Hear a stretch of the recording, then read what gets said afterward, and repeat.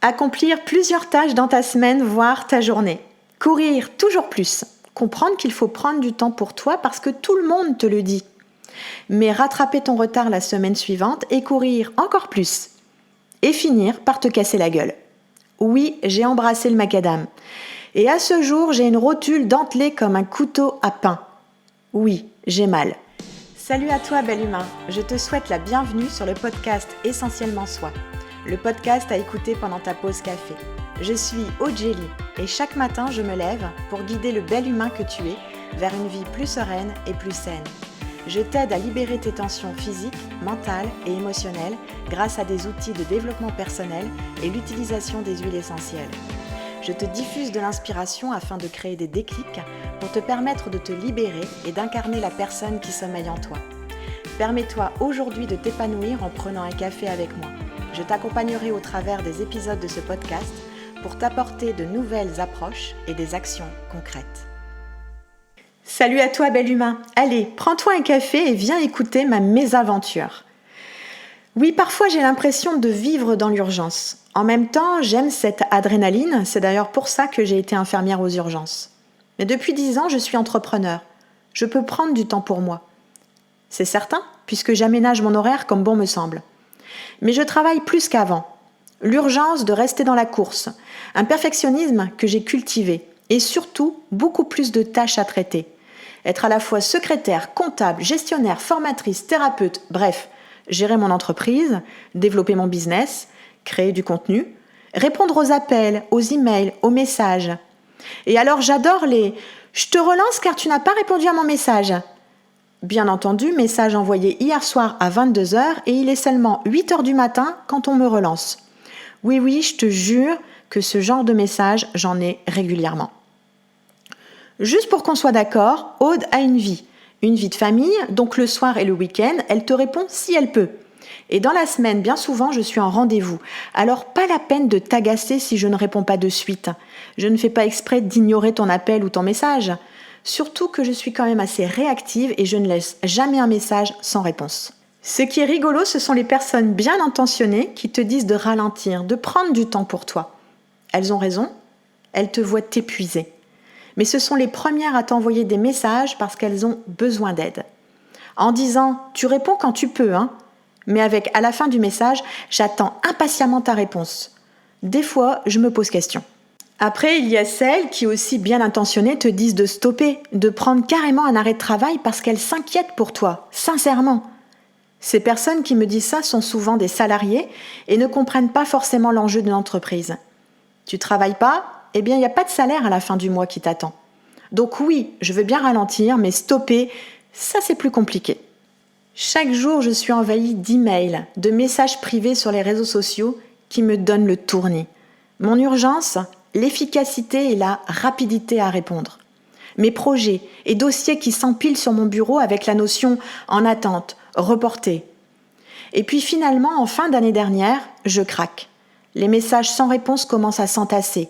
Je suis fatiguée, overbookée, trop d'idées qui affluent, trop de projets, je n'y arrive plus. Il est temps que je m'autorise à ralentir. Je devais revoir mon organisation, pourtant j'avais commencé. Je sais déjà depuis plusieurs mois dire non aux propositions qui ne me font pas vibrer. Mais je devais encore apprendre 2 choses, renoncer à en faire trop et renoncer à être joignable tout le temps. Ma priorité, c'est ma famille, mes stagiaires et ma clientèle. Ils sont ma priorité et je devais m'organiser et certainement faire l'impasse temporaire sur certains projets pour rester cette personne disponible. Parce que oui, je ressens un besoin urgent de fuir le rush. Je ne peux plus m'essouffler, faire de l'hypertension, me déplacer des vertèbres, parce que je cours partout et que je suis épuisée. Il est vrai que je me sens utile, efficace en m'épuisant, en travaillant dans l'urgence. Mais à quel prix ? Je ne suis pas cette Wonder Woman que tu crois. « Waouh, t'es génial, comment tu fais pour faire tout ça dans ta journée ?» Si j'ai un bon conseil à te donner, ne suis absolument pas mon exemple, enfin celui de l'année passée. Bref, je pensais que j'avais enfin acquis le mot ralentir et puis paf, je me suis retrouvée le genou éclaté devant ma voiture après avoir glissé sur une plaque de verglas. Le plus drôle de l'histoire, c'est que juste avant de sortir de la maison pour partir en consultation, J'avais déjà fait 1000 choses. Passer l'aspirateur, fait la vaisselle, nettoyer les toilettes, trier du linge, trier des dossiers, blablabla. Bla bla. Mon compagnon qui me dit « Oula, tu prendras ta tension, t'as les yeux rouges, tu devrais ralentir, arrête de courir partout. » Et moi qui lui réponds limite agressive « Je cours pas, merde !» Bref, 2 minutes chrono après, je me retrouve comme une loque sur le macadam à pleurer comme un bébé parce que j'ai mal. Mal physiquement, oui, imagine mon genou doublé de volume avec des hématomes. Mais aussi pleurer de rage car il avait raison. Là, sur le sol, en une fraction de seconde, j'ai compris. Crois-moi, le mot ralentir n'était pas du tout intégré. J'ai donc passé un week-end de réflexion sur les choses que j'avais déjà mis en place et les choses que j'avais mis de côté. Et c'est en écoutant une conférence que j'ai compris. Il fallait que je travaille à mes objectifs au court terme. Était-il si important de savoir où je veux être dans 10 ans ? Oui, c'est bien pour être inspiré dans sa vie professionnelle, mais ce qui m'est important, c'est ce que je veux vivre là, aujourd'hui. Ces choses qui sont importantes pour avancer justement vers ce plus loin. Ne sert à rien que je travaille des programmes, des projets trop d'avance. Je devais créer une cohérence avec ce qui doit être vécu là, chaque jour, et terminer ce que j'ai entrepris. J'ai compris également, arrête d'être perfectionniste, Aude. Car c'est ça qui t'épuise. Car ce perfectionnisme ne me donne pas le droit à l'erreur. Je dois faire ça pour mes stagiaires, je dois finir ça, je dois. Puis quand j'ai pas pu, je me flagelle et je chiale. Aude, sois plutôt dans ta zone d'excellence qui implique que je peux avoir ce droit. Je peux dire que je mets de côté un projet tant attendu par ma clientèle pour laisser plus de place à ce qui est cohérent et juste là maintenant et qui toutefois sera apprécié par la clientèle. Et surtout, je prône maintenant le ralenti, va lentement. Ce qui est important, c'est la qualité du travail, des relations, et ça prend du temps. Aude, ne cours plus. Ralentir, c'est s'améliorer. Bon, mes origines italiennes font que c'est un peu compliqué d'être dans le ralentissement complet, mais j'y travaille fortement depuis plusieurs jours. Bon, après tout ce blabla, tu vas te demander, Aude, qu'est-ce que tu as mis en place ? Tu vas voir, c'est tout simple.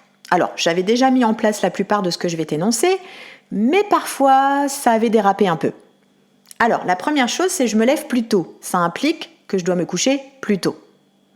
Ensuite, je prends l'air. Bon, là, avec ma rotule en folie, ça le fait un peu moins. Ensuite, je coupe mon téléphone pendant que je suis productive sur mes projets. J'applique sérieusement la méthode Pomodoro. Tiens, je t'en parle car au début, cette méthode m'a un peu chamboulée. En fait, tu mets un minuteur pendant 25 minutes où tu travailles efficacement, sans perturbateur. Tu coupes ton téléphone. Et quand ça sonne, tu stoppes pendant 5 minutes. 5 minutes où tu ne lis pas tes emails. Tu fais une vraie pause. Tu t'es dégourdi, tu t'étires, tu peux même envoyer un SMS à une copine.